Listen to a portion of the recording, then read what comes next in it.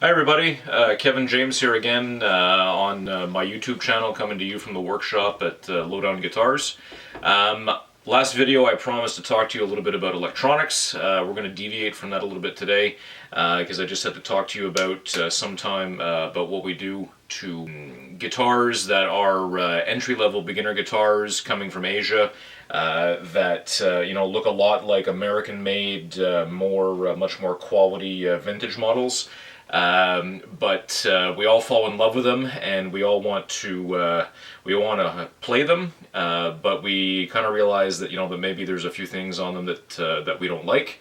So I'm just going to talk to you a little bit about today about what we do to make these guitars much more playable. One of the major things on these import models that sometimes are bolt-on necks.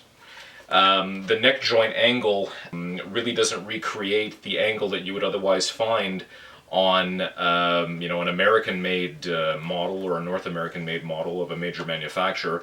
So oftentimes what we have to do is the neck joint has to be disassembled, and we have to put in a shim to start giving it more angle, because on this particular guitar it came in and the action height was really high, even with the bridge low. So that's an indicator that the neck angle in the pocket isn't very good.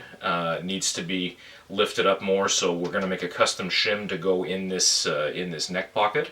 Another thing that is often a little bit lacking on these guitars is the string nut up top is made out of molded plastic. Not the best for tone or longevity. It wears out pretty quickly. And this particular one has molding holes in the bottom of it, so to a certain extent it is partly hollow.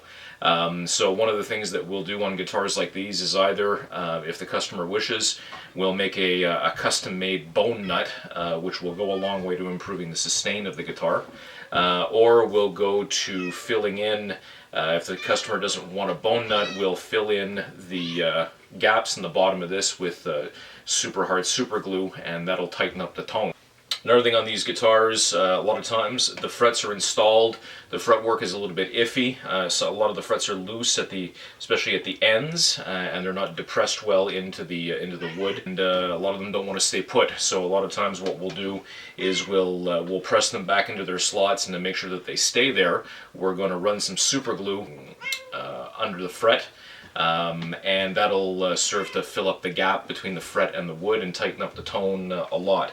After that's done, we'll do some work to level out some high spots on the frets. Customers sometimes will want to change the potentiometers, especially because sometimes they're rotated and they don't bring the volume or the tone up and down evenly, so a lot of times those will have to be changed. Pickups are a question of taste. These ones do the job in this guitar. Customer seems to like them, so we're going to stick with those. And one of the things, luckily, that we didn't have to think about on this guitar, I've taken them off already, but the tuning keys were good quality die-cast models that are doing the job quite nicely, but in other cases, if they're not so stable, they would have to be changed. So there you go. That's our little clip for today on things that can be done to entry-level guitars to make them sound and play better. So this is Kevin James signing off from Lowdown Guitars. Thanks for tuning in to this episode of our video series. If you're really liking this channel, please click the thumbs up button below, and please subscribe to the channel if you're not already subscribed. So stay tuned. We'll be coming back to you with a lot of tips and tricks to make average guitars play better and good guitars play like butter. So stay tuned, and thanks for tuning in today. Have a great day.